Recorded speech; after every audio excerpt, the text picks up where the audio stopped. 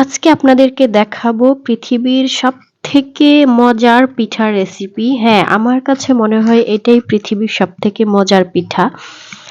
তো আমার খুব পছন্দ, আজকে দেখাবো কিভাবে এটা করা হয়।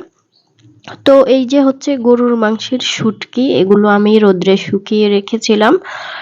রোদ্রে শুকানোর পরও হচ্ছে এগুলোকে আপনাকে ফ্রিজে রাখতে হবে, না হলে ছত্রাকে ধরে যায়। তো এগুলোকে হচ্ছে আগের দিন রাতে সারা রাত ভিজিয়ে রাখতে হবে। তারপর নরম হলে পরের দিন ভালো করে ধুয়ে এগুলোকে এরকম ছেঁচে এই গুঁড়া গুঁড়া করে নিতে হবে। হ্যাঁ, নিয়ে তারপরে হচ্ছে এগুলোকে ভুনা করতে হবে বেশি করে, পেঁয়াজ, রসুন, কাঁচামরিচ আর মাংসের যত রকম মশলা আছে সব রকমের মশলা দিয়ে এরকম ভুনা করে নিতে হবে। পেঁয়াজটা কিন্তু এখানে, হ্যাঁ, এতটা বোঝা যাচ্ছে না, কিন্তু অনেক পেঁয়াজ দিতে হয়। ভুনা করা শেষ, তারপর এই যে এরকম খামির দিয়ে রুটি বানিয়ে বড় বড় করে রুটি বানাতে হবে। তারপর রুটিগুলোকে এভাবে কেটে নিতে হবে। আমি স্টিলের গ্লাস দিয়ে এভাবে গোল গোল করে কেটে নিই। তারপরে মাংসের ভুনাটা ভেতরে দিয়ে, হ্যাঁ, সমোচা পিঠার মতো এইভাবে আপনারা বিভিন্ন ডিজাইনও করতে পারেন। এভাবেই যে বানাতে হবে তা না।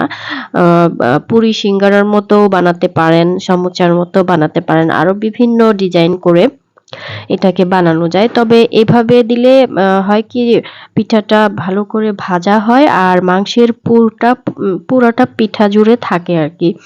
সো আমি এভাবেই পছন্দ করি বানাতে। তো এই যে দেখেন, রুটিটা হচ্ছে এইরকম বড় করে বানাতে হবে। বানিয়ে তারপর ছোট ছোট করে কেটে নিলেই হবে। এদিক দিয়ে আমি ভাজা শুরু করে দিলাম। তো এটার সাথে আমি চালের গুঁড়া সাথে হচ্ছে কিছুটা ময়দা দিয়েছি যেন পিঠাগুলা মচমচে নরম হয়। যেমন 3 ভাগের 2 ভাগ দিবেন চালের গুঁড়া, 1 ভাগ দিবেন ময়দা, তাহলে আপনার পিঠাটা অনেক বেশি মচমচে সফট হবে একদম। বুড়া মানুষ যাদের দাঁত নেই তারাও খুব আরামসে খেতে পারবে। এই যে ভাজার পরেও বেশি গরম ধরা যাচ্ছে না। শুধু চালের গুঁড়া দিয়েও বানানো যায়, তবে চালের গুঁড়া দিয়ে বানালে ঠান্ডা হওয়ার পর শক্ত হয়ে যায়, ওটা আর খেতে তখন ভালো লাগে না। আর সাথে কিছু ময়দা দিয়ে বানালে আপনি ঠান্ডা হওয়ার পরও খেতে পারবেন, মচমচে থাকবে, নরম থাকবে। তো এই যে এইগুলোকে আমি হালকা ভেজে রেখে দিয়েছি, নরমাল ফ্রিজে রেখে দিব বক্সে করে। যখন মন চায় বের করে ভেজে তারপর খাবো। আর এখন যেগুলি খাবো সেগুলোকে একটু কড়া করে ভেজে নিয়েছি মচমচে করে। এই যে দেখেন এটার কালারটা কেমন।